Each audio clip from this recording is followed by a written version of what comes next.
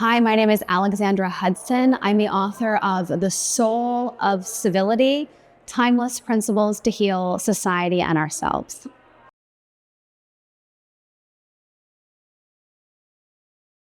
We live in a crisis of dehumanization where we fail to insufficiently appreciate the gift of being human in ourselves and in others. And when we go down that path of that sort of slippery slope, high stakes mentality where they did this and I did that, that is not respecting the dignity and personhood of the other. That's really what I wrote in my book.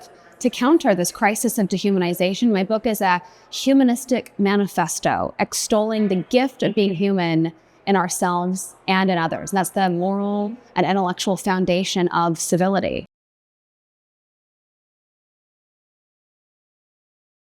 Every single human being comes to their view of the world for some set of reasons, and that we don't know those reasons when we look at them. Instead, we see someone and we think we know everything about them based on one aspect of who they are.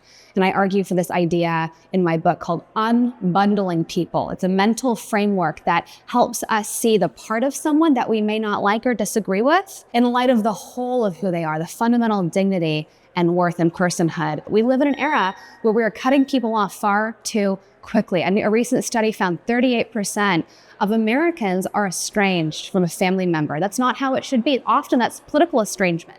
We're letting politics matter too much, and we need to recover friendship and relationship. And it starts with unbundling people, seeing the context of the relationship and seeing the dignity and worth alongside the thing that we may not like, and not letting that thing we don't like define our relationship or the other person.